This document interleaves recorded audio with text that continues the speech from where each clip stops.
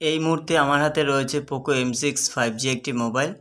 এই ফোনটির সমস্যা হচ্ছে ফোনটি অটোমেটিক রিস্টার্ট হচ্ছে। তো কাস্টমার নিয়ে এসছে, তো আমি খরচাও বললাম। প্রথমে আমরা সিম ট্রেটাকে খুলে নিলাম। সিম ট্রেটাকে খুলে নেওয়ার পর পেছনে ব্যাগটাকে আমাদের রিমুভ করতে হবে খুব আস্তে আস্তে, যেন কাস্টমারের প্লাস্টিক বডি এই ব্যাক প্যানেলটি যেন কোনোভাবে ক্ষতিগ্রস্ত না হয়। সেই কারণে আমাদের কিন্তু আস্তে আস্তে করে পেছনে ব্যাক প্যানেলটাকে তুলে নিতে হবে। ব্যাক প্যানেল তোলার পরে কিন্তু এতে নাট রয়েছে, খুব যত্ন সহকারে আমাদের প্রত্যেকটি নাট খুলে কাস্টমারের ব্যাক প্যানেলের সাইডে রাখতে হবে, যেন কোনো প্রকারে একটা নাট না হারায়। আর কাস্টমারের যখন ফোনটা ফিটিং করব তখন যেন কাস্টমারের যে কটা নাট ছিল পাই টু পাই নাট যেন কাস্টমারকে সেট করে বা লাগিয়ে দিতে পারি আমরা। এটাই কিন্তু আমাদের লক্ষ্য থাকবে, বা বিশেষ করে আমার লক্ষ্য থাকে। নাটগুলো খোলার পরে মিডিলের উপরে মানে পেছন দিকটায় যে রিংটি রয়েছে, রিংটি আমরা আস্তে আস্তে করে কিন্তু খুলে নেব। তাড়াহুড়ো করে খুললেই কিন্তু রিং থেকে ফিঙ্গারপ্রিন্ট পাতাটি কেটে যেতে পারে, এটা কিন্তু লক্ষ্য রাখতে হবে। আমাদের এই রিস্টার্ট প্রবলেমটি সলভ করতে হলে আমাদের কিন্তু ব্যাটারিটি আগে রিমুভ করতে হবে।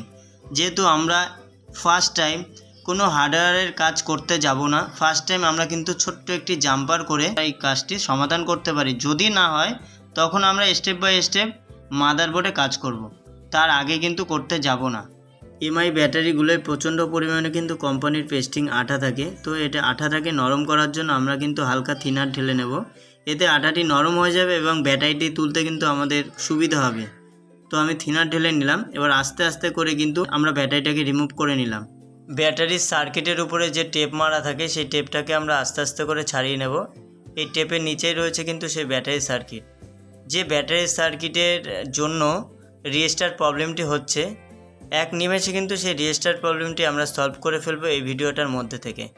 তবে এই ব্যাটারি সার্কিটের মধ্যে মেপে নিতে হবে মিটার থেকে যে ফিউজটি রয়েছে সেই ফিউজটি আদৌ শর্ট বা কেটে গেছে কিনা। যদি কেটে থাকে তাহলে আমরা কিন্তু সেম ভ্যালু একটা ফিউজ ওখানে বসিয়ে দেবো। হাতের কাছে যদি সেই একই মানের ফিউজ না থাকে সেক্ষেত্রে আমরা কিন্তু জাম্পার ওয়্যার থেকে দুটো কানেকশানকে শর্ট করে দেব। সিঙ্গেল জাম্পার ওয়্যার নয়, ডবল জাম্পার ওয়্যার দিয়ে আমরা ওটাকে কিন্তু জাম্পার করে দেব। আমার কাছে যেহেতু সেম ভ্যালুর ফিউজ নেই, সেক্ষেত্রে আমরা ওই খারাপ ফিউজের উপরে একটু পিপিটি পেস্ট ঢেলে জাম্পার ওয়্যার দিয়ে কিন্তু দুটো মাথা কিন্তু শর্ট করে দেব। এতে সম্পূর্ণভাবে কিন্তু রিস্টার্ট প্রবলেমটি নিমেষে গায়েব হয়ে যাবে। দু মাথা শর্ট করে দেওয়ার পরে আমাদের যে ব্যাটারি সার্কিটটি রয়েছে ওপেন অবস্থায়, সেটাকে কিন্তু আবার একটা প্লাস্টিক টেপ দিয়ে কভার করে নিতে হবে, নইলে কিন্তু শর্ট সার্কিট হতে পারে। তো এটাও আমাদের মাথায় রাখতে হবে। আমরা কিন্তু অলরেডি ব্যাটারি সার্কিটটিকে কভার করে ফেলেছি, এবারে চেক করার পালা, দেখা যাক।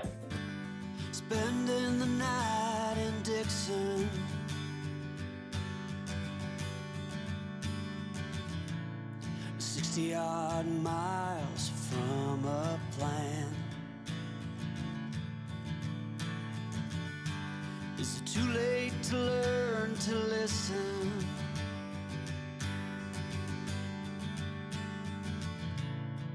Too late to be less.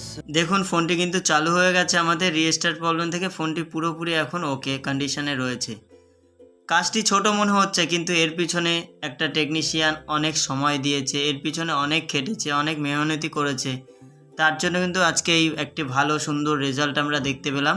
তো এর পেছনে কিন্তু কষ্ট অবশ্যই প্রত্যেকে করতে হবে। এই ভিডিও থেকে যদি আপনাদের কোনো রকম বিন্দুমাত্র হেল্প হয় তো একটা লাইক, শেয়ার অ্যান্ড সাবস্ক্রাইব আশা করি। দেখা হচ্ছে পরবর্তী ভিডিওতে। ততক্ষণে আপনারা ভালো থাকবেন, সুস্থ থাকবেন আর আমাদের পরিবারের সদস্য হয়ে রিপেয়ার মাই ফোন চ্যানেলের পাশে থাকবেন।